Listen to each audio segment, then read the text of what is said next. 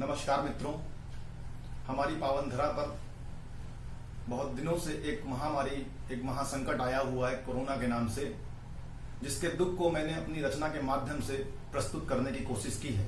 और रचना कुछ इस प्रकार है कि जहां से छुपकर अपनों से बेघर हो जाना अच्छा है, कि जहां से छुपकर अपनों से बेघर हो जाना अच्छा है, और जनाजों के इन जलसों से तन्हा हो जाना अच्छा है, कि जहां से छुपकर अपनों से बेघर हो जाना अच्छा है और जनाजों के इन जलसों से तन्हा हो जाना अच्छा है।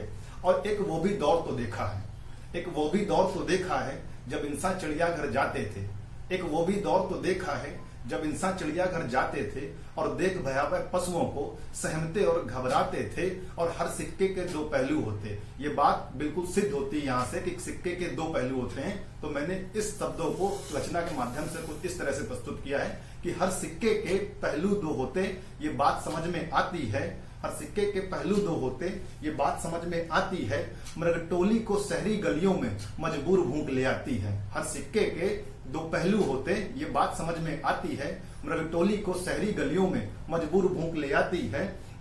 और जो पूरे इस प्रकरण में एक नया नाम उभर के आया, जिसने कोरोना महामारी में एक भरपूर सहयोग दिया भारत देश में, तबलीगी समाज। ये नाम मैंने आज तक जन्म से नहीं सुना था, लेकिन इन दिनों पता नहीं क्या हुआ, ये नाम बहुत ही ज्यादा पूरे संसार में फैला हुआ है, जिसको तबलीगी समाज के नाम से जानते हैं। तो इस पूरी जहलियत को भी मैंने अपनी रचना में प्रस्तुत करने की कोशिश की है कि अधर्मी जमात प्रचारों से, अधर्मी जमात प्रचारों से दहशते बाजार चलाते हो, अधर्मी जमात प्रचारों से दहशते बाजार चलाते हो, और गंगा जमुनी तहजीबों पर तुम विष घनघोर मिलाते हो।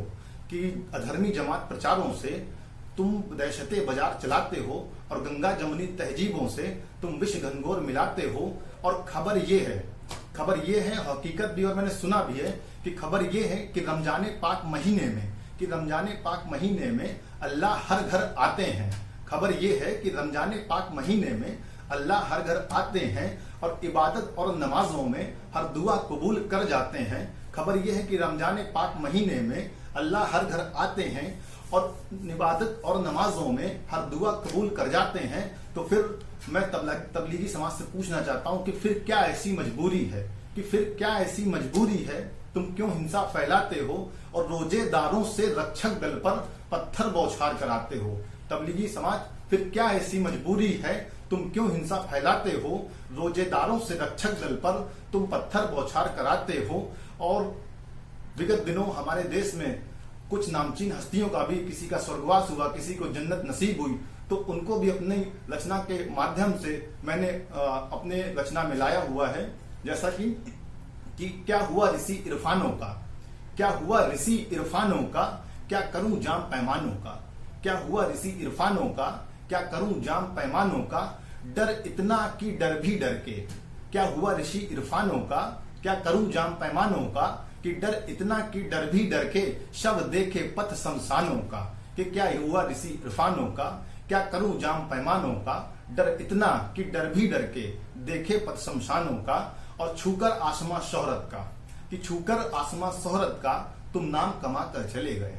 छूकर आसमां शोहरत का तुम नाम कमाकर चले गए, और तुम्हारी रुखसती में कोई हुजूम न था, रुखसती में कोई हुजूम न था, बदनाम बनाकर चले गए। वैसे तो तुमने अपने एक एक प्रस्तुतिकरण में हजारों लाखों करोड़ों की भीड़ लगाई है, लेकिन अभी रुखसती में कोई हुजूम न था और बदनाम बनाकर चले गए।